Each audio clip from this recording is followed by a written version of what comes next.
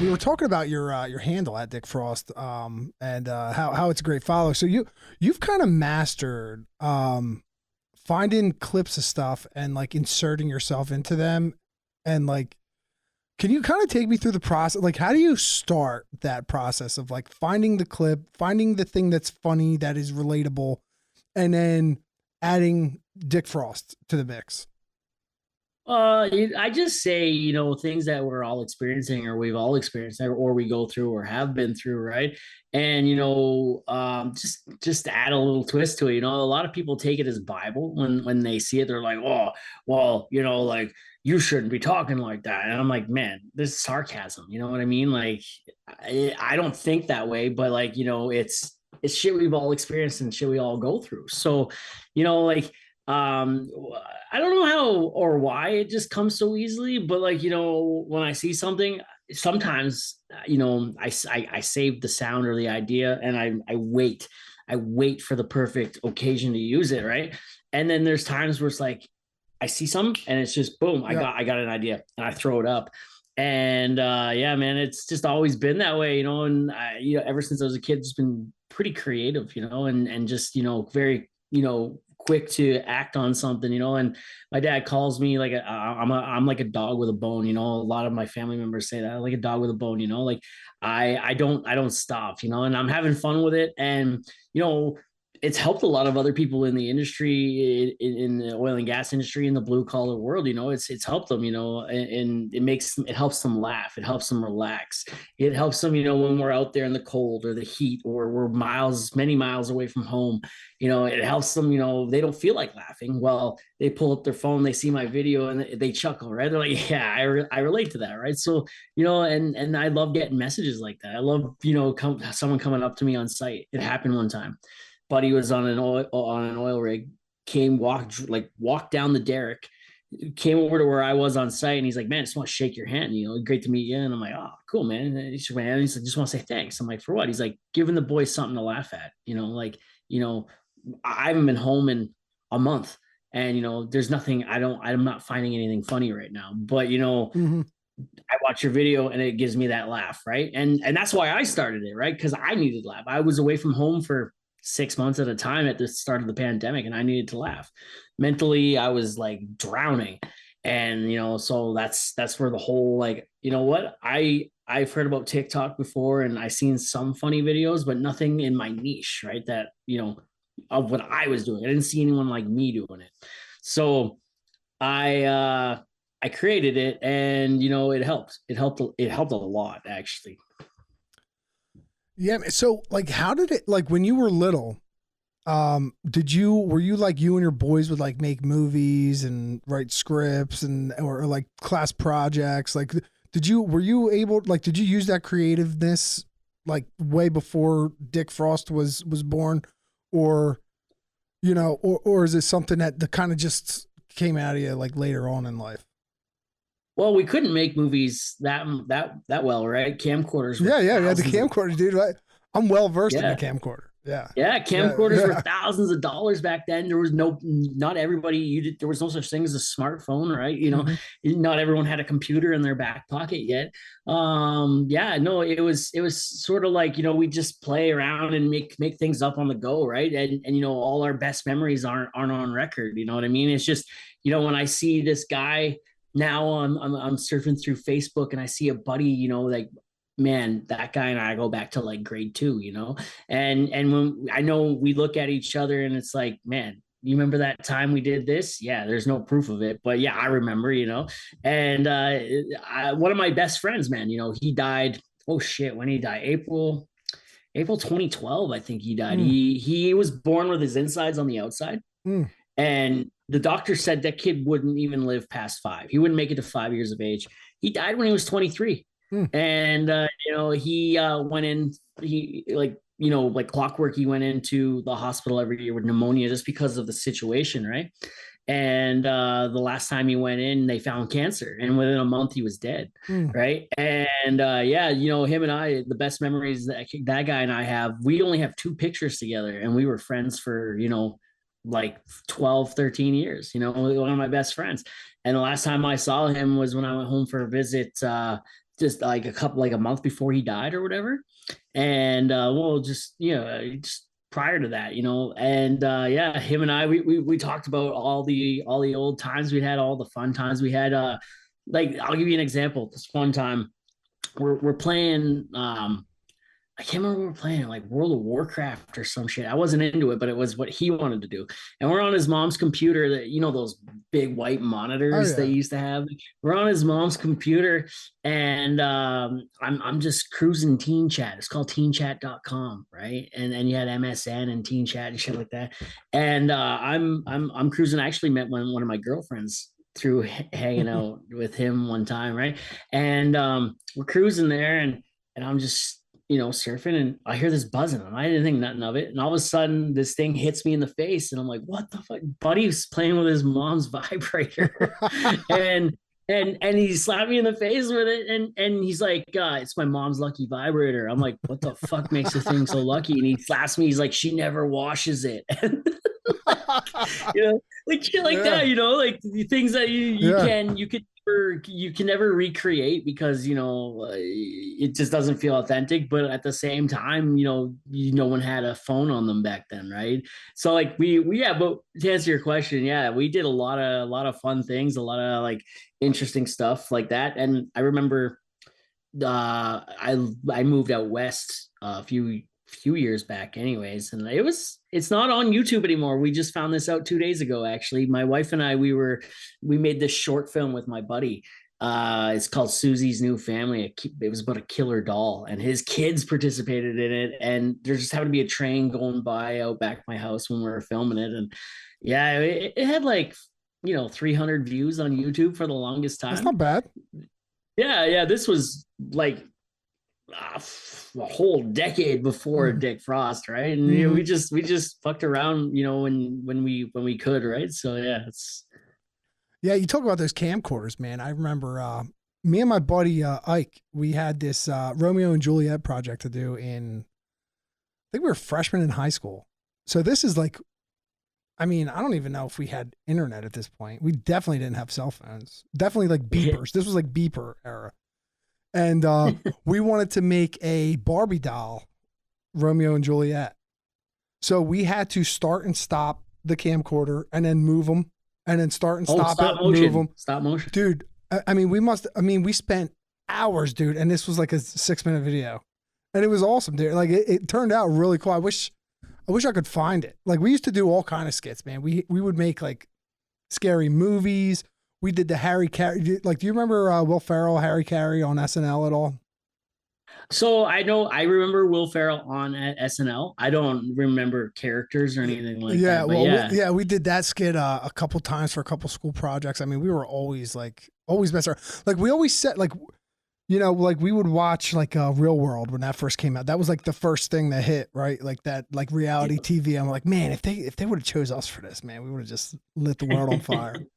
But Well, you're in Jersey, the Jersey Shore, Like, they yeah, chose they're you not even from Jersey. Them they're like Fugazi fucks. Yeah. for Fugazi. Yeah. Man, stop motion, man. Yeah, I took a media class. I think it was called media, or it was called something anyway, something to do with media. Yeah, we did stop motion stuff too. We got in a group project, and they gave us, a really expensive camera to use for it, right? Everyone and someone had to like stand over this, move a piece, record it again, move a piece, record. Yeah, and we did that. We did like a Super Mario thing, right? Like do do do do, and going through, and Bowser, Mario got to the end, and Bowser is like, "Oh, I'll stop you." I remember this very vividly. We added a little twist to it. And the Kool-Aid guy was very popular back. Oh yeah, and smashing through walls. And Bowser beat Mario, and but Mario said something like, "Oh, I'll get you," and he's like, "Oh yeah," and Mario's like, "Oh yeah," and then the Kool-Aid guy smashes through the screen in stop motion, and it was like you said, it took a long time.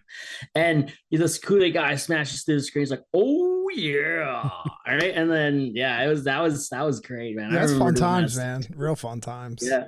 Oh man. Oh yeah. Now I do it with my son now on like CapCut. Like he want like what I made a video of he didn't believe the elf in, like he's 6 years old, so he's like not believing in the elf in the shelf anymore. Like he's questioning it. Not that he doesn't believe it, but he's questioning it. So I made a video of the elf in the shelf like rummaging through the house, and you could just cut your arm out of the picture now, like with CapCut or another like editing, software. It's so easy now. It's great. And like this video, this elf's just bouncing around my house, goes right, cuddles up with him in bed. It's like creepy. Yeah. Like if I was 6 and someone showed me this video, I'd be like, get that fucking elf away from me. But yeah, he got a kick out of it. And then we started making he's real into like Legos and Jaws. So we made like a Jaws movie out of Legos, and they were moving. And it's so easy. Like you could just move them, put the music behind it, and it's like legit, But back then we had like, you had to get like the radio set up in the back, time it perfectly, press play. It was you had to pull out a lot of stops back then to try and New Year's Eve back in the day. New Year's Eve 2006, you're just like playing the 100 greatest tunes of the year, and you're just like, oh, this song's coming on. You got your tape in there, and you're just like, all right, now record, right? Yeah. And then, shit like that. TikTok has a feature or like a filter or whatever, where you can actually do the stop animation thing, and it'll do it for you. You move your guy there a little bit, and it'll do it all for you. You don't have to mess around too much. You just hit stop, play. No kidding. That's all you gotta do. Yeah. Wow. I've never had TikTok. I've never had anything besides Facebook.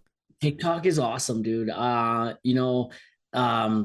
If they ever do ban it and it goes away, man, that'll suck so badly. Like I've tried to edit. Yeah, I've tried to edit on Instagram. Instagram's editing features are so hard. Like TikTok is just easy, right? And same with CapCut. CapCut's owned by TikTok, right? So a lot of the editing tools are cross-platform, right? Yeah, you can do. You could do anything on CapCut. It's like unbelievable the things you could do with it. If you dig in deep enough, and you like, there's a YouTube video for any of it. I'll show you what I did here on CapCut. 3 years ago, I think this video popped up in my on this day. It was basically like, all right, here it is. It's not popping up here. Basically, I saw it this morning when I was on there, and it was basically like, so it was like, man, I'm watching Castaway on the couch, right? And I'm like sitting there like, man, this is like December 2000. Man, who talks to a ball? Right. And then, me during 2020 quarantine, I CapCutted Wilson into the couch beside me. And I'm like, man, what do you want to do today? Man, the internet's wild. It's somewhere. It's a really old video. It popped up in my on this day on TikTok today, but it's gone now. So it's really cool that you could create that stuff. It's just cool. Like you can think it and then you can do it. When before it was like you thought it, and it was like, you had to be like a Hollywood producer to do something like that. Oh yeah, man. Now on like the internet, like with TikTok and shit like that, unless I have someone there helping me out, sometimes 99% of the time it's me there by myself doing it alone. Right. I'm the producer. I'm the editor. I'm the actor. I'm the wardrobe malfunction person. I'm the makeup person, the prop guy, like, oh man, like it's crazy. Look at there's some pretty big people on TikTok, like huge stars on TikTok that have they became overnight sensations in their living room, right? Like I've had conversations on my podcast with like people who were like pretty famous, and they said, you used to have to go to like Hollywood and audition and try to break through for this shit, right? Now you're becoming full-blown stars and making money right from your living room. You don't have to go anywhere. And that's wild, man. That's crazy, right? Like I can't be the only one that's just mind-blowing about how far we've come just in the last like 5-6 years. It's crazy to think about how much money's out there for that stuff. Like when before it was just confined to Hollywood, and now you're seeing how much more money's available. Like it's just, there's no ceiling. Yeah. It's just Well, I had that forever. conversation on my podcast with his name is Chad, and he's got a pretty big oil field following on Facebook. He runs a group called Oil Field Dads, and he's making a mobile game right now. He's like, it's a multi-billion-dollar industry. I got to get into it, right? So he was telling me he went to an oil and gas convention like 5 6 years ago. He's like, Shell showed up, like Shell Oil and Gas showed up. They spent, 5 6 million dollars for the whole weekend for a couple guys to be there and have this tent, right, and do their thing.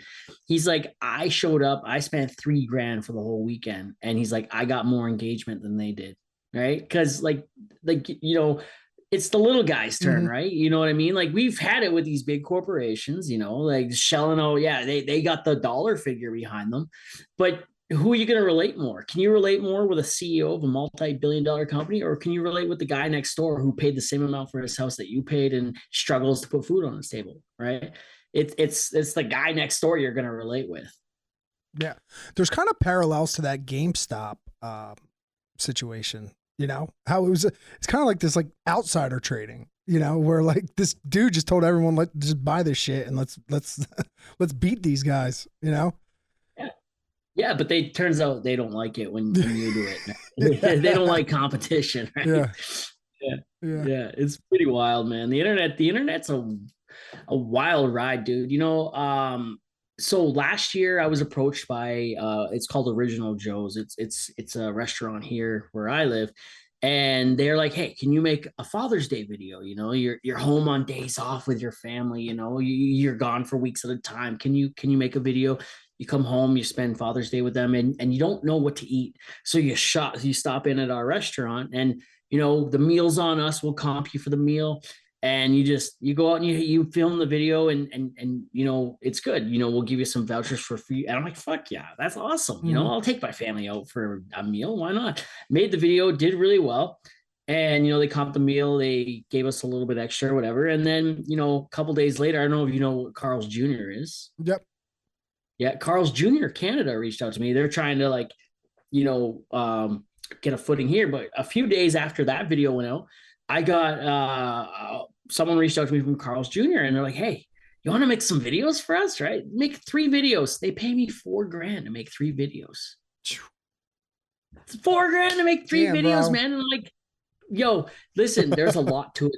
Those companies, man, they say they want your creativity and your uniqueness, but they don't actually, like, it scares them. Your uniqueness and your creativity, like, it scares them. I don't think they actually watched my content. They just logged in, saw my name with how many followers I had, realized I wasn't maybe making political videos or causing trouble, and that's it, right? They're just like, yeah, we want that guy, right? And I was friends with another guy who lives south of me who was also contacted by them, and he's got a way bigger following.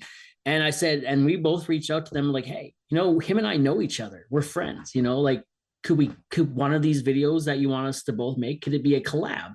Right. And they're like, oh, we didn't realize you guys knew each other. Absolutely, do the collab, right? They reached out to me last weekend or last week, and they reached out to him the same time, and they want us to run it back. They want us to do 3 more videos, and one of those videos has to be another collab between him and I. And they have upped the price this time that they're paying, right? Because it did so well last time, right? Man, they could either pay out that little bit of money for, to me, that's a good amount of money, right? Like 4 grand, man. I could pay all my bills that month and take my wife out for a nice dinner and, buy my kids a treat or something and, have a good month off that. Right. And, for, actors or someone else, they would have thrown that money at 4 grand. No, they want way more than that. Right. Like that, I won't get out of bed for that, but, for that guy and I, hell yeah, man, I got to work a lot of hours at work to put 4 grand in the bank. Right. And here, I'm putting, like maybe let's say maybe a minute of videos up on the internet. That's crazy. That is crazy, man. Damn, bro, that's good for you, man. That is awesome. Yeah. That is fucking all. I'm like that fires me up to hear that for you. And you deserve it, dude. You're putting out great stuff. I mean, you do put out. I was just watching your video of the where you're like heating the spoon. And then it's for like for ice cream. Yeah, Dude, yeah, oh yeah. man, dude, that cracked me up. Yeah. That triggered so many people. So Oh many my people God. messaged me like, man, like if you watch the comment section on that video on Facebook blew up, and they got like almost like 1.5 million views or something like that on Facebook, and it's doing pretty good everywhere. But a lot of people are like, wow, man, I'm triggered by this.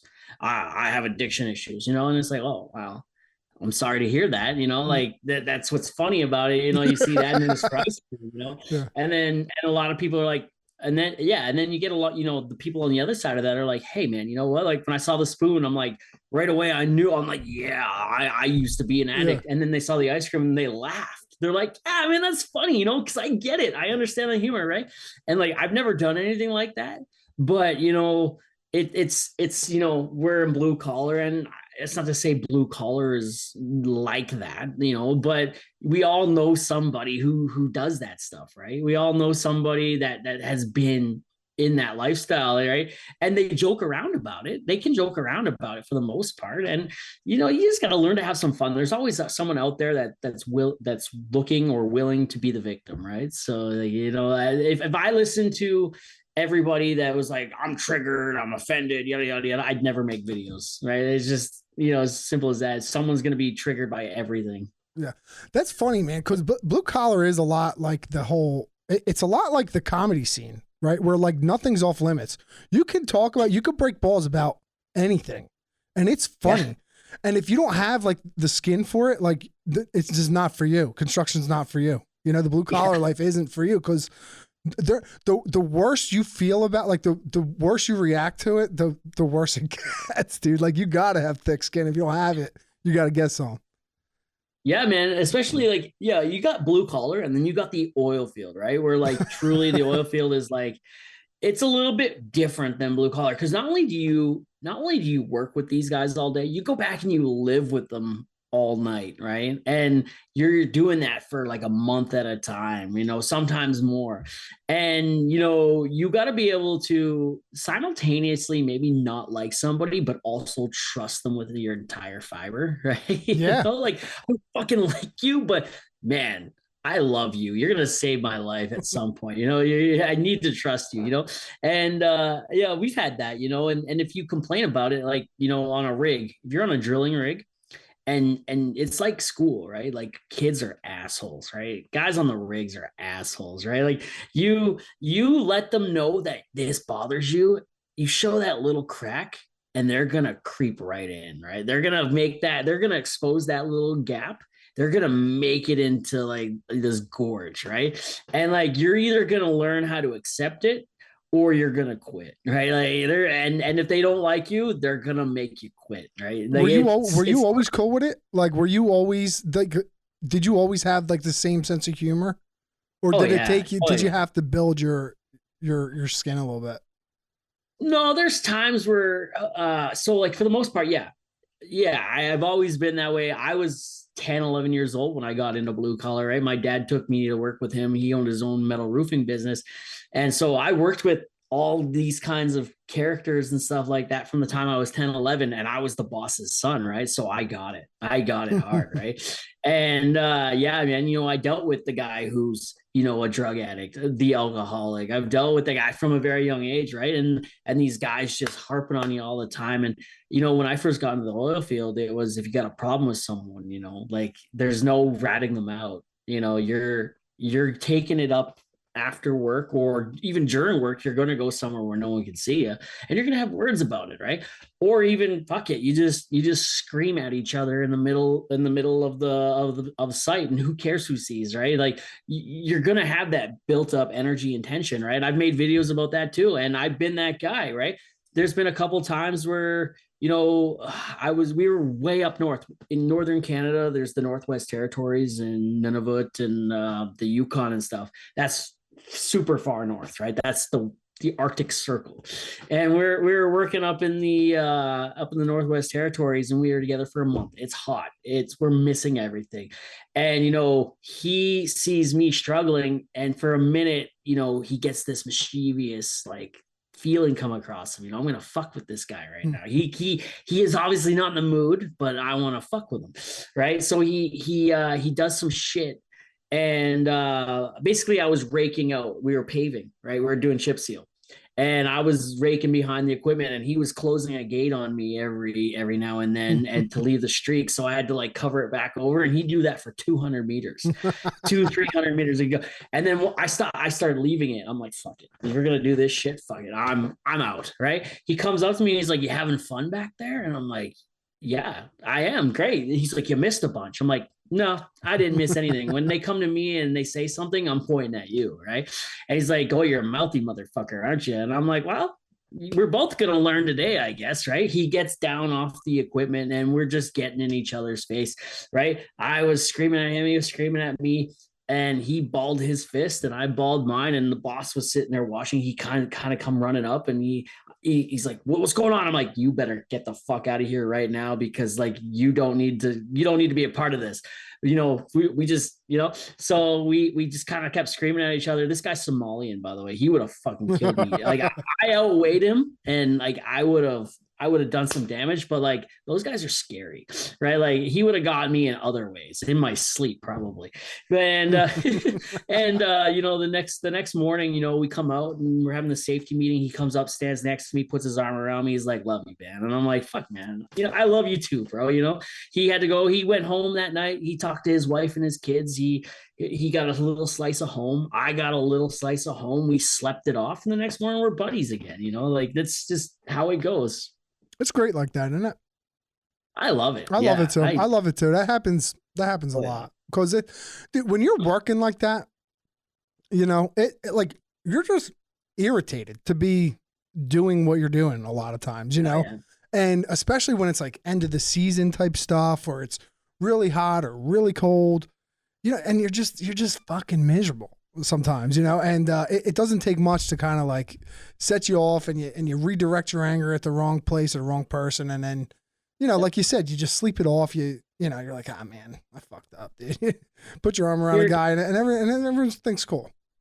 And it's not like that. It's not like that in real life, though. All the time. People hold grudges. I'm not like that. I don't. I think a lot of blue collar guys aren't like that. But it's a shame. It's a shame. It's not more of like everything's not like that. Yeah. You're 15 hours in on day 28 together. I mean, like, you're going to hate each other. And it's not each other that you're hating, really. It's the situation, right? But, like, we're men, we're testosterone flying around like crazy out there. And, Buddy, he lives in Africa, right? So not only is he away from home that he has here, he's away from home. He's away from home, right? He goes to Africa for the winter months, comes back in the summer and works here. And then, he stays here for the whole summer. So even on our days off, he's not really where he wants to be. Right. And, you got to take into consideration that too. And then, one thing that's been popping up a lot in the last couple of years, really big, is men's mental health, right? Like, mental health, you don't know what someone's going through. Buddy could be arguing with his wife. Buddy's mom could have died. He could be, foreclosing on his house he can't afford. He could have lost a lot. You never know, right? And you're all just dealing with it, right? And we don't talk about it, but we're getting better at being like, hey man, yeah, my wife left me. I'm not so good. And when someone says that, you joke around a little bit, but maybe take the cues when he's had enough, right? And then he's pulled away, or it's shit like that, right? Mm-hmm. It's all it's an interesting dynamic thing. Yeah, it is. You mentioned we were talking a lot about how the internet wasn't real big when we were younger, and now it is. And now, like I mentioned, I only have a Facebook because of Tuna Blue. That's it. Like I never had it before. I didn't even have it after we started. And Lewis is like, dude, you need to have a fucking Facebook. So I'm like, all right. That's the only reason I even started a Facebook. And I've found myself, like you talk about the family stuff. I've found myself like getting lost in these reels. And I don't know if it's because I'm so new to social media that I'm like unable to like kind of, I don't know, manage the usage. But I find myself getting lost in some of these reels sometimes. And it like my kids will be like competing with me sometimes over the phone. And it's like that, it breaks my heart when that happens? Do you run into any of that? So I work away a lot, right? Mhm. So I'm not home every night. And so yeah, I don't run into that too often. But yeah, I do run into it a little bit. For the most part though, I get back from work and I talk to my kids before they go to bed for a little bit. Then I have all night to fuck around on my phone and whatnot. When I'm home, I try if they're in the room with me, if they want to hang out, they want to go outside and play catch, ride a bike around, go for a walk. Yeah, man, let's go. Let's get the fuck out of here. But especially when it comes to like TikToks, I try to include my kids in that a lot. Like if I'm making one, if I have an idea where I want one of my kids to be in there because it's funny, they're more than down. They're like, yeah, I want to do that. That's My cool. my youngest just got really good at lip syncing recently, right? So she can. I know there's a little delay there for her, so I'm like, okay, go, and then I'll wait, and then I'll hit the button, and then she'll say it. So I can usually now do it on the first try, but before it was like 5, 6 tries, and by that fourth time, she's like, I'm done, right? So yeah, yeah, no, I don't have that issue too much, but yeah, it's definitely a little thing. But there's also a reason why I sit in the bathroom for a long period of time. Am I right? Like you get lost in the reels. Yeah. Yeah. Oh, you mentioned bath, dude. Last time I talked to you, I was telling you about the bidet. Yeah. Yeah. Well, guess what happened to that bathroom? My wife turned off the sink, and the cold water valve exploded. No. Exploded. The water was hitting the ceiling. She called me. I was like 40 minutes away from home, and she couldn't get the water off for 30 minutes. Just you get some water damage or what? Some some flooding water going on? damage, dude. I have no bathroom on that side of the house now. Like my kid's bathroom is literally studs right now. Both of their Yeah. carpets are gone. The whole hallway between their rooms and that the bathroom's in gone. The basement that I just finished, I don't know, 8 months ago, carpet gone, couch gone, walls off. It's a total fucking nightmare. And the worst part about it is that's the bathroom my bidet is in, and now that bidet is sitting in a dumpster somewhere in Now South you got to Jersey. wipe again. Now, I now gotta you wipe got again. to It's waste horrible, toilet dude. paper. Yeah, it's very sad. Very sad. You know what? Fuck it. Every time I have a shit, I'm going to have a shower. I thought about it, dude. It's such a pain in the ass to get out of the shower now. It takes so long. Yeah. It really. I hear that, man. I know when my ankle first broke, and I think a few years ago when I had my appendix out, I had an appendectomy. Yeah, when that first happened, every time I shit, I was going for a shower. I'm like, like it's just easier at this point, like Yeah. just take that shower head off and just put it back there. We're good. Maybe if it was either that or my wife was like, I'll wipe for you. I'm like, no, I'm just gonna have a shower. Leave me alone. Oh, that's funny, man. Oh, and so the last time we talked, you were talking about the recount in Canada. Yeah, How's that going? I haven't heard much more about it, but I know a couple like ridings went conservative. But I think it's done now. It might be done. Yeah, I haven't really it's heard good. much It about never it it never anymore. works there. There's no such thing as like recounts. But I'm telling you, man, it's pretty cool. How the world works. I like talking politics and I like watching it. I fucking hate it though, really. But the city I live in is over a million people, 1.5 million people or whatever, and they're having a mayoral race coming That's up, a hard word, and there's dude. only two guys on the ballot. And this one guy, he's a dentist. He doesn't care about politics either, but he's like, I just want to change my city. Like I see what's happening, and it's terrible, right? And he's on TikTok and Instagram and stuff. And I'm watching this guy's videos. I'm like, fuck yeah, he's got a podcast, right? He's got a really cool podcast. Actually, I was listening to it. And then I reached out to him. I'm having coffee with this guy on Wednesday, man. That's Like all. Is he I'm coming on your excited. podcast? Yeah, we're gonna talk about that. Yeah, That's great. I asked him. He's like, "Let's go grab a coffee on Wednesday." I'm like, "Okay, sounds good, man."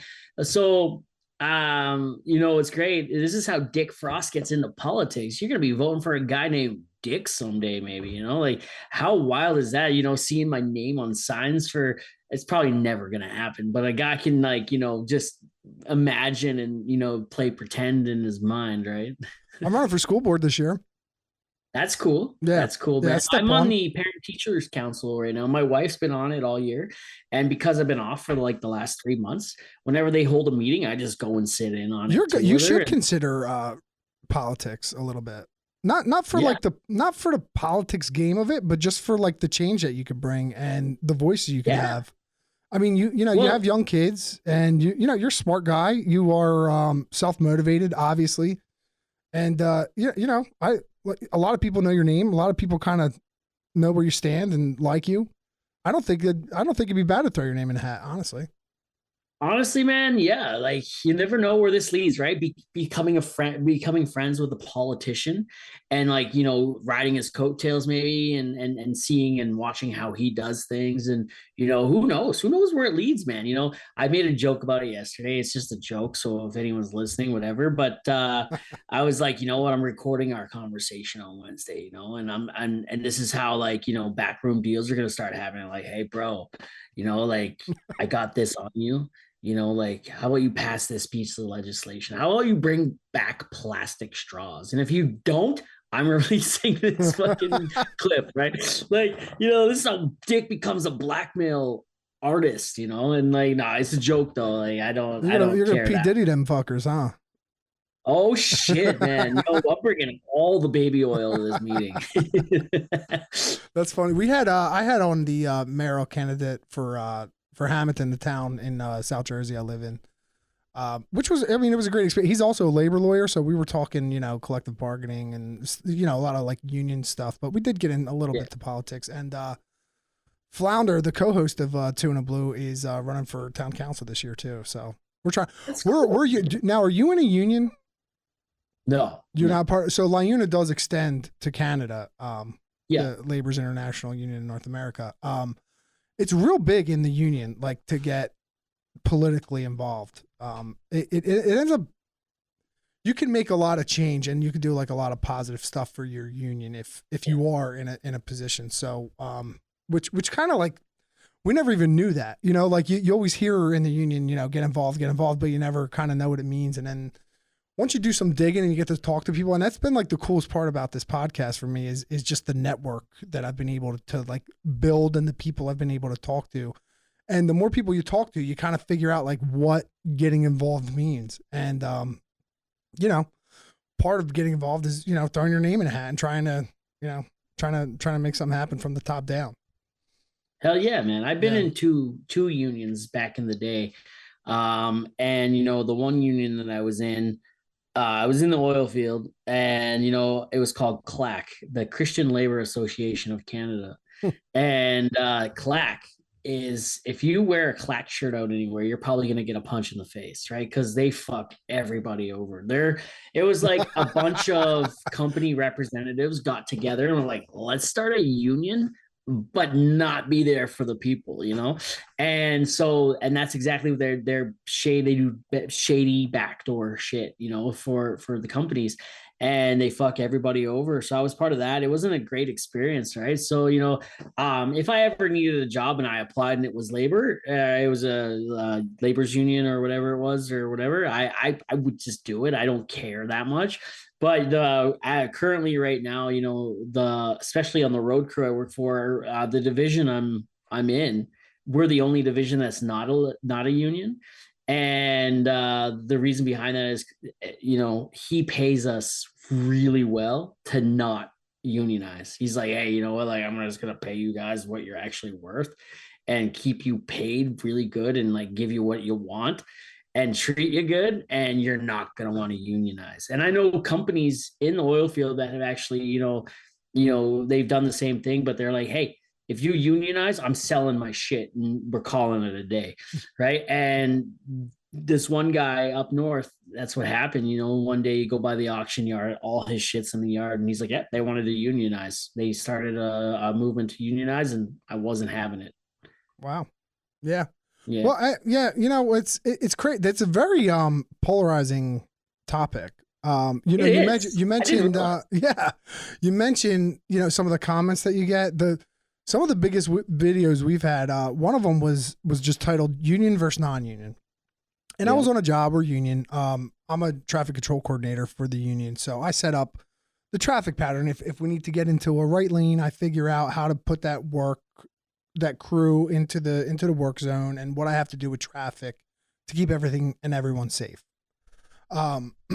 So I had this like gnarly setup, a double lane shift. You know, these guys had 2-3 crash trucks. There's plenty of guys, plenty of water, plenty of safety devices all over the place. I mean, it's a nice long pattern. They're doing, I don't know, 700 feet of drilling pipe.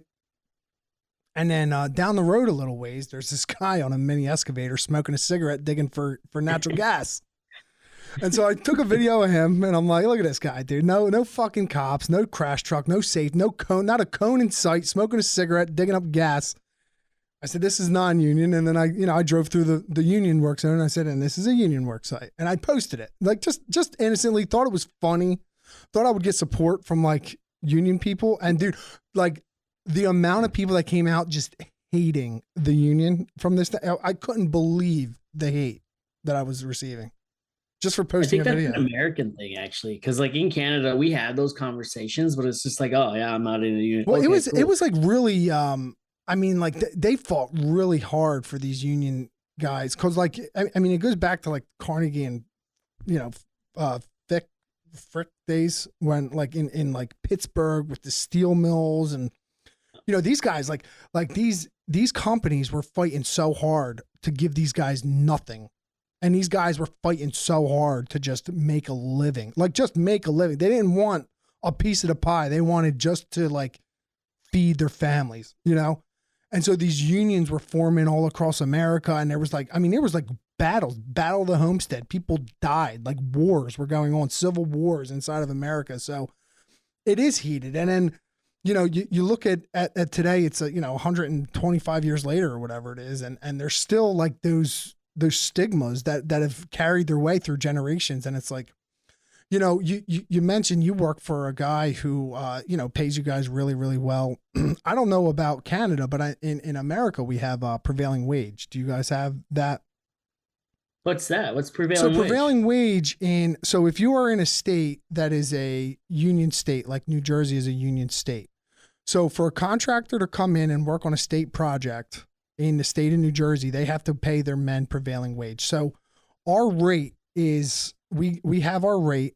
And then on top of our rate, which we never see, it's not in our check, is our benefits, our annuity, our pension, our vacation. Prevailing wage is that amount of money combined. That is what the contractors have to pay their workers in order for them to work on a state road in New Jersey. So we're making half as much as they are in our check. But all our money's getting paid into our benefits and our this and our that. And these guys are making prevailing wage.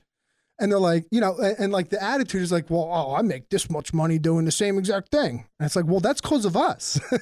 That's because we fought for you to make that kind of money, So it is. Look that up. Yeah, it is. It is a weird dynamic in America, I guess. It's probably much different than in Canada. I've never heard of that before. That's actually really cool. I'm gonna check that out, man. Maybe I would have never known it. I would have never known it if it wasn't for this podcast and talking to the people that I've talked to and the leadership that I've talked to and just the branches of people, like the network that I've created. I would have never, like the books I've read.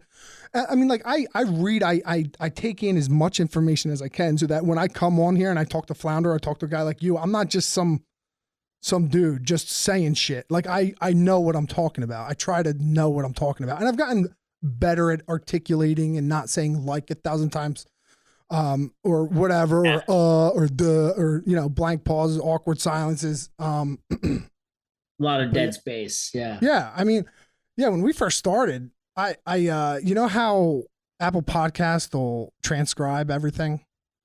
So I was looking for a clip, and instead of watching it, I was reading the transcript so I could kind of figure out where it was at in the video.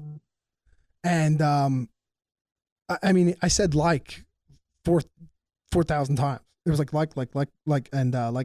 I'm like, oh my God, dude, I gotta stop fucking saying like. What the fuck? Yep.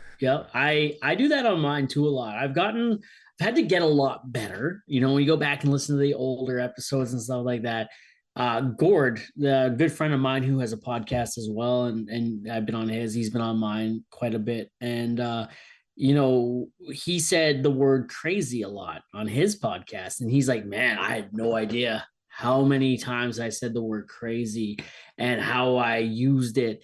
And listening back on that podcast, and now when I'm listening back, it's like a self-conscious thing, right? I try not to say and stuff like that. And I say crazy and wild and stuff like that as well a lot. And you know what I mean? And I say that a lot too. And I like to go back. There's times where I go back to older episodes now and I'll throw that audio because I couldn't here am I doing it again. I couldn't edit before. I Yeah. didn't have the proper equipment to edit, and now I've got a MacBook Pro and stuff like that. I go back, I take that audio, I throw it up into the editing, and I take out all the shit that I didn't like, and then I throw it back out there. I mean, that podcast is 2 years old now, and the only one that's people that are going to really be listening to that aren't people who've been with me since the beginning, right? Mm-hmm. They're going to be like people that are coming on later and they're just discovering the podcast, and maybe they came in on episode 128 where it was already better, and then they go down the line, and this is about a podcast that starts off good and just gets shittier, right? It's like, yeah, but I go back and I do that a lot. I got to go back. There's a lot of the audio though from the really really early episodes it's just lost now. It's up, but like the file on my computer is gone. So Yeah, it's funny. Last time we talked, you said you had our episode 1 queued up, and I was gonna tell you, dude, just start from the last one. Don't start from the first one. well, no, I like Yeah. starting at someone, when I listen to a really good podcast and I get introduced to it, I like to go back to the earlier stuff so I could watch the progression, right? That evolution, right? Because I like it when that happens to me. It's like, yeah, you can see how far I've come in 2 years, right? And that's beautiful, right? I've had people comment on that. They're like, man, like, you really honed your skills. And I did an episode, 4 or 5 months ago, and my buddy Gord, he said to me, he's like, I'm glad you got this person 2 years later and not at the beginning. You would have quit podcasting had you had this person like then, right? Like you wouldn't have been able to handle the shit that came with that episode. Yeah. He was absolutely right. Yeah, I used to like when I talk to someone, like just normally, I'll say yeah. Like as they're talking, I'll acknowledge what they're saying with yeah, yeah, yeah, yeah. And I would, I watched an interview I did, and I was yeahing someone to death. I was just like yeah, yeah, yeah. And I'm like, Steve, shut the fuck up, bro. Like stop saying yeah. So I've had to like stop doing that. There's a lot of even laughing. Like I would laugh just politely, like when people would say something that they thought was funny or whatever. Like I would belt out a laugh, and it sounded stupid. So now like I've really had to like focus on my conversation skills quite a bit. It's been really a useful tool. Got to remember though, also, right? We're not Joe Rogan, No, right? We're yeah, here having a good time. yeah, We're not the Kelsey brothers, right? We don't have the money behind us. You know what I mean? We're just chopping it up and having a good time, right?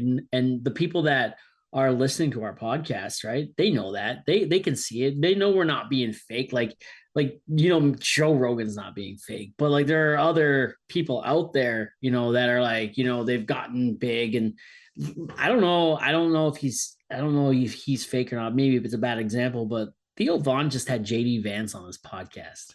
yeah. I'm not down with the like his Trump interview. I thought was dookie, dude. Yeah, it wasn't the greatest interview, you know Yeah, what I mean? And like, hey, if Theo Vaughn just happens to be listening to this, bro, I love your shit. yeah, Want you on my podcast. But yeah. like, I love you, Theo. yeah, Yeah, man, like, yeah, the Trump interview wasn't the greatest, right? Like you would think, yeah, Trump's gonna be on this guy's podcast. And no matter what you think of Trump, you could like him, you could not like him. The guy provides an entertainment value, you know what I mean? Every time he opens his mouth, you're just like either right, or right. you're chocolate, or you're just like fuck yeah, right? Like there's like three things that when he opens his mouth you're gonna do. And me, like, I'm Canadian, so I couldn't care less, right? But like it's funny. It's just I'm always on my Facebook. I'm always like, yeah, fucking look what Trump did today, boys. Yeah, that's because it's entertainment, right? It's funny. And let's be real here. The mainstream media was dying before Trump's first term, and he gave them all something to talk about. And then, just before his second term, they wanted this. They wanted Trump to win, whether they say they didn't or not. Like, Trump winning is the best thing that could happen to the media. It's They're weird worth because money it's weird because it kind of broke the whole presidential thing. What's it called, Lou? Before they get elected, The run up, the you're campaign. gone. Yeah, campaign. Yeah, the whole campaign with Biden and Trump. It like broke the American public's trust in the media because of like so many things that were like being misled. I mean, and even you go back to even like coronavirus and just it just like a lot of things just like broke the trust of the public. Like no one was just saying what they thought. It was just coming in through a in through an earpiece and out the microphone, and everyone kind of just got hip to it. And I think it helped out like podcasts, not like maybe not like ours, but like Rogan's or Theo Vaughn's or whoever. Like they're like people go to them for the stuff now, and the stuff that they hear, then they're like on Google, oh that's interesting, let me check that out, and they just do like kind of their own independent research on all these things, and they form their own opinions instead of just listening to other people, So I think you'll see, like, I think there's been a change in the media because of that. And I think like maybe the big networks have kind of realized that to some extent. You see like on SNL, like they're funny again now. They're not super politically like, like if you're on one side or the other, you can watch. It's kind of, it's not as polarizing now as it was maybe 4 years ago. So it's definitely brought about some good things, I would say, for sure. My honest opinion about the whole COVID thing was that, no matter where you stand on it, no matter what, nobody could win. No politician was going to win that, right? You know what I mean? They're damned if they do, they're damned if they don't. But what I thought was about that is that, they made some decisions and they had to stand by them. And then even like a few months in, when they were just like, we fucked up, and they couldn't admit that, right? They can't admit that, oh fuck, we screwed up. We really shit the bed on this one. And walking it back would have been political suicide. And staying the course was political suicide. They doubled down. They all doubled down. They doubled down. They had me for the first 2 months. My daughter was born 2 days prior to the pandemic starting. And, my mom didn't get to meet her granddaughter for the first 2 months of her life. And where they had me, right? They had me. I'm like, yeah, I'm gonna relax. I'm just gonna chill, and I'm not going outside. Nobody can come in. We had a brand new baby. We just slept all the time, man. It was great. And and then where they lost me was, I think, shortly after Easter, where they were like, Easter's going to look very different this year, guys. You're not going to go to your family's house. You're not going to travel. You're going to stay home, and you're just going to like quarantine. And then immediately after every single one of those press conferences, all the politicians got on jets, got in their cars, and they fucking went and traveled for Easter. And that was where I was like, I'm done with this. You know what I mean? Like, how many people, lost everything, from family members to jobs to everything during that time. And the people that were telling us to do it didn't lose a dime. Yep. They gained money. Nailed it. The Prime Minister of Canada, he sits on the board of Pfizer. Trudeau sat on the board of Pfizer, right? That guy went from being worth 10 million to 90. Wow. You know what I mean? Like, that's insane. Rob Ford or Doug Ford, whatever it is in Ontario, he had stocks and investments in hospital beds. You know what I mean? That guy made a fucking fortune off of COVID.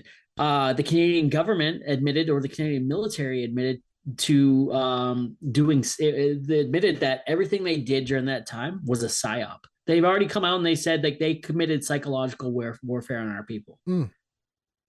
Right. So man, you know what I mean? We already knew this. And you know, had you and I been on this platform doing this thing 3 years ago, even we're 5 years since then. 3 years ago, 3.5 years ago, had we come on here and we said, once you get vaccinated, you will still catch, spread, and die from COVID, we would have been kicked off the internet for spreading misinformation. Yeah, you're exactly right. And here we are, you know, in 2025, where people who got the jab are still spreading it, still dying, still catching it, and people who aren't vaccinated are living fucking healthy lives, you know? Yeah. And that's just shit that, you know, a couple years ago, man, you would have said that on the internet. That was pretty much, they would have shut you down.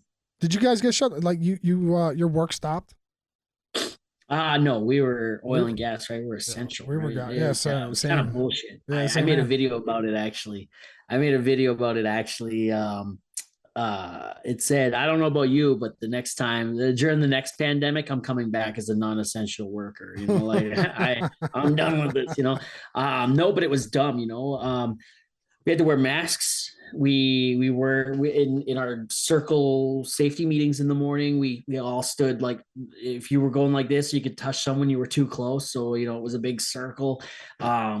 We still hung out. We still all went and got together and went to eat together, and until restaurants shut down, of course. And then we all got our own room though. For a while we were sharing rooms during that time. We all got our own room. That was good. You know, and then that was on the road crew. And in the oil field, you had to get tested every time you came onto site. Every different site, you know, you had to take a different test. I had COVID twice. You know, and the first time, no symptoms. I was healthy as an ox, dude, because I tested positive for it but wasn't sick. I only had to quarantine for like 11 days or something like that. Everyone around me that I was hanging out with in that time frame, because they hadn't been sick at all yet, right? They had to get tested and quarantined for the whole 14 days. And like, man, I'm sitting there, we all got paid. But like they were hating me. They're like, man, you're never hanging out with me again. You know, like we're never hanging out. And then they drank. Like I blew up on TikTok in that time frame. But like they all drank and hung out. And when I come out of that, man, one of my coworkers had flown back into camp from days off, just spent like fucking, you know, 12 hours flying, basically. You know, I come out of my room, my first day out of quarantine. I sit down and everyone's like, get away from me, right? And they go and sit next to the guy that just got off the plane. And I'm like, bro, I'm the fucking safest guy in here. Yeah. You know, I've been quarantined for like almost 2 weeks. I'm safe. I haven't been around anybody. They go and sit next to the guy that's been on a plane all day. Like, make it make sense, right? Yeah, that was a crazy time, man. It did feel like that too. It did feel like, oh, get away. Like if you knew someone was sick, it was just like, get the fuck away from me, bro, for a while. Or even like their truck they were in. Like if you had to go in their work truck that they had a week prior, you're like, oh boy, I don't want to get in this thing. Yeah. So we have a segment. It's called Dumb Thing of the Week, and we talk about the dumbest thing we've seen this week. I ask everyone. I'll ask you, what's the dumbest thing you've seen this week? Oh shit, man. That's a great question. Did I tell you about my car accident? No. And I got into a car accident. Like I think the day after we wrapped up my podcast. No shit. Yeah, I was taking my daughter to school. I was heading through the traffic light. There was no light heading this way. It was just to kind of stop and go when you're safe. And there's accidents there all the time. If I lived on that corner, I'd take bets on the next accident for sure. But the rush hour traffic was lined up waiting to turn. And I guess someone waved this woman through, right? She couldn't see what was coming, but someone waved her through. So she just went, right? I'm like, that's got to be the dumbest fucking thing I've ever seen. We just, another second or two, and she would have smacked my daughter's door. Oh. Like, but I T-boned her, and 100% at her fault. You know, we're dealing with insurance and shit like that right now. And whatnot. I got a rental But I think this whole experience from her being waved through and her going, even though she can't see shit, that's the dumbest fucking thing I've seen this week, you know. And yeah, what else? Yeah, let's go. The Elon Musk Donald Trump Oh my public god, feud. dude. Like 16-year-olds, That's dude. gotta be pretty dumb. That's Like gotta be pretty dumb. 16-year-olds. Dude. It's funny. I think they're just fucking around. I don't know. How do you make a whole campaign on how bad it looks for America that Joe Biden is like doesn't have his wits about him, and then now you're gonna publicly fight your right hand man for like on the internet like a 16-year-old girl. Yeah. It's Yeah. insane. Yeah.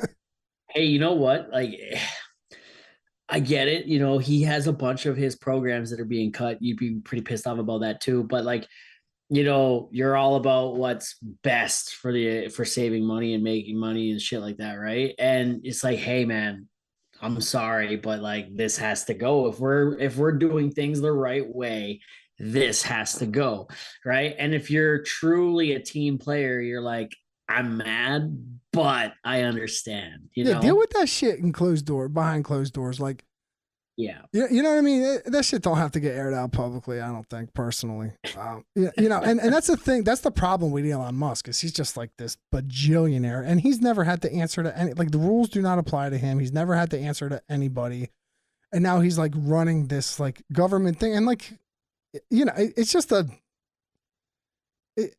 weird situation. That is definitely a dumb thing of the week. I can totally down with that. I have a better one. Okay. I have a better one.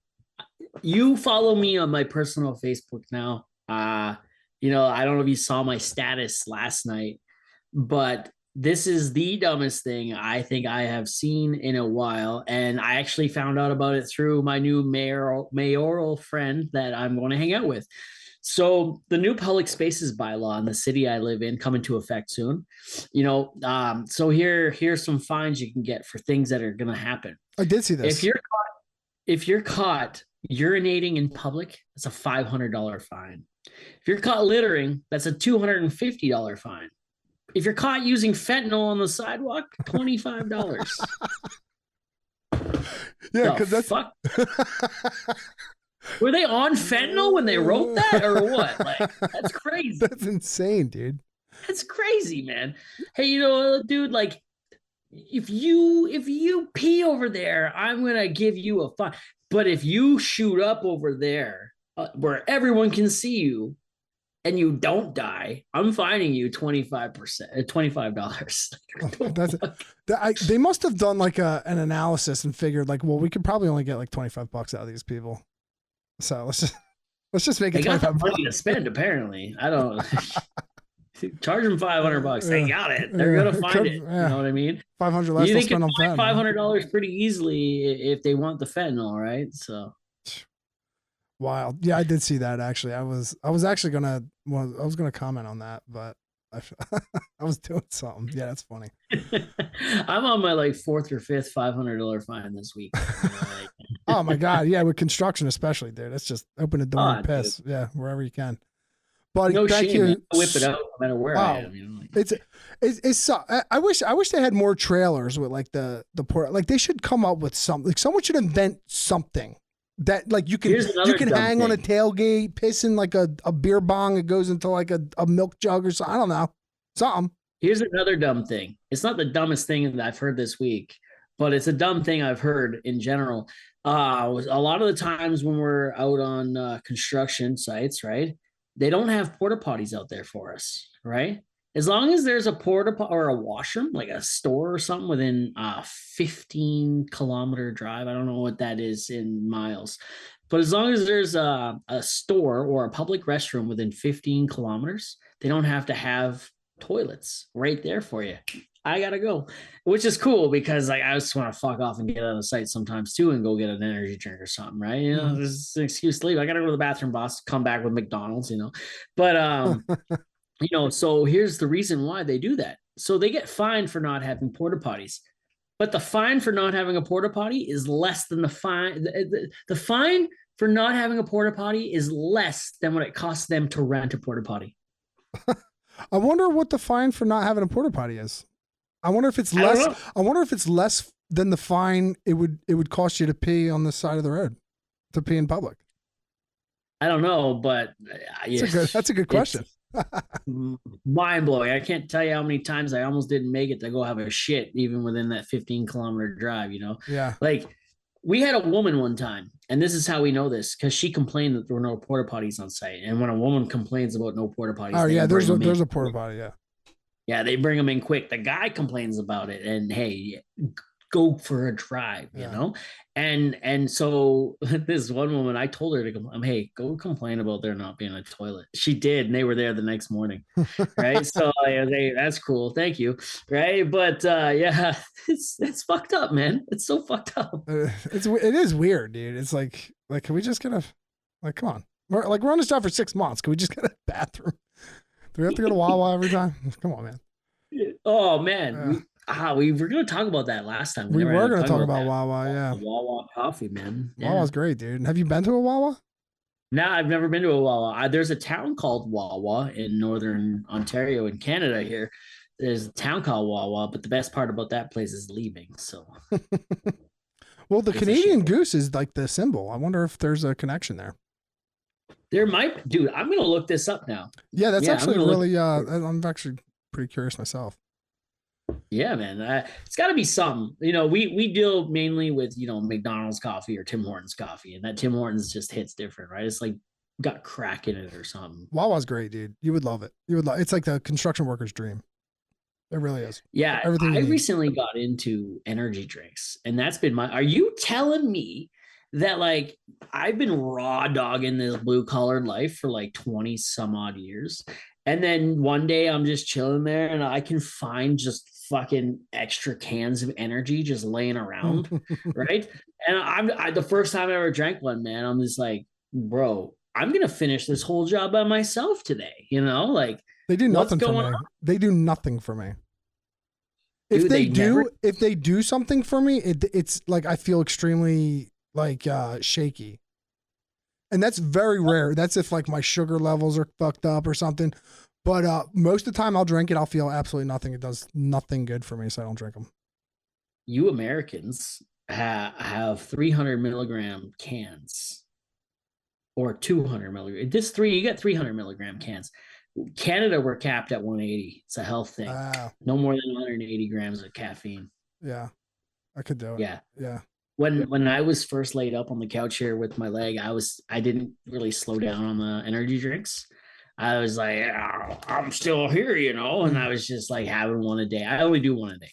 I was having one a day, and like my wife and I were just like trying to have another kid, right? So like I'm perfect. I got all this time off. I might be sore, but I'm not dead. I learned how to thrust with one leg, right? So that was kind of cool. All right. But after a little while, after the first week, 2 weeks or so, it wouldn't go up any. I couldn't get it up, right? I'm like, what the fuck? And so my wife's like, you need to stop drinking energy drinks. It's the energy drinks for sure, right? So I'm like, fuck. After a little bit, I'm like, yeah, all right, put them down, right? I just happened to get lucky, and it got hard like 2-3 days after not having one, right? I was like, I told you it was the energy drinks, right? It wasn't the energy drinks, bro. All the blood in my body was rushing to my foot. It was swollen. Right? When we looked it up, it's actually a medical thing. Like, bro, like the doctor's like, oh yeah, you're gonna have a hard time with that for a little while. You got no blood rushing anywhere else. It's not gonna rush there when your body's telling you to rush down there, right? So like I'm sitting there, who's feeling like I'm impotent now. I'm just feeling broken, like, I can't get hard anymore. Science, like, baby. oh, my life is over. Right? Fucking soon as like the cast comes off and I move it around a little bit, man, all of a sudden I'm getting hard-ons again. I'm like an 18-year-old boy again. Bro, dude, when it came back, like we've been together since we were 17, and yeah, no, it was like we were 17 all over again, sneaking out of school and fucking hanging out late nights. That's fun, man. It's fun. It's fun sneaking around the kids and shit. Trying to hide. my daughter walks into my room fucking a few weeks ago. What's that smell? Why does it smell like that? Get the fuck out, you know? Buddy. Dude, get out of here now. On that, man, thank you so much. It's always a pleasure to talk to you, bro. Yeah, man.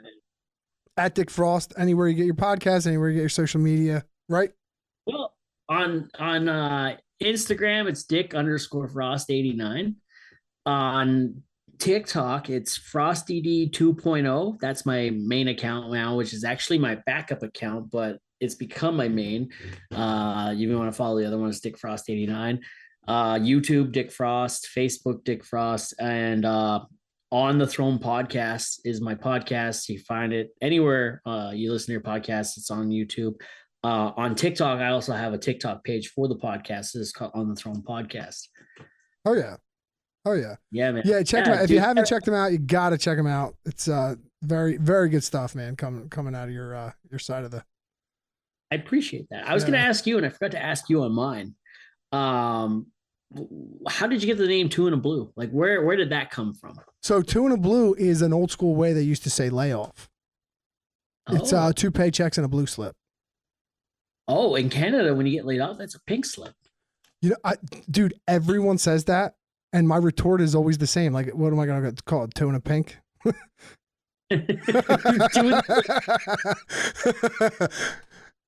Yeah. Two and a blue has a better rhyme. Yeah. Yeah, I like that. Two and a blue. All right. That's good. That's good. Yeah. Always a pleasure, man. What's that? You missed out on an opportunity with two and a pink. Hey, well, it's still there. Hey, I'm going to take it now. You know? Okay, it's all yours, buddy. That's funny. Yeah. All right, man. Yeah, we'll talk soon, I'm sure. Oh yeah, man. Thank you when does again. this episode come out? This will be out on Sunday. Sunday. Nice. Yeah. We film a little early. The interviews, just the schedule. Premature. Yeah, it gives us some time to edit and get everything together. Plus, we have the podcast. We have the live podcast. You got to check us out tomorrow. Oh yeah, 7 p.m. your time, or my time. 7 p.m. my time. 5 p.m. your time. 5 p.m. my time. I'll check it out while I'm eating dinner. Yeah. What am I doing tomorrow? Nothing. I'm watching your podcast. All right. Yeah. Drop a line, bro. Well, bro, for sure. All right, man. Take care. We'll talk. Thanks for having me on, man. All right, man. Thanks for coming. Later.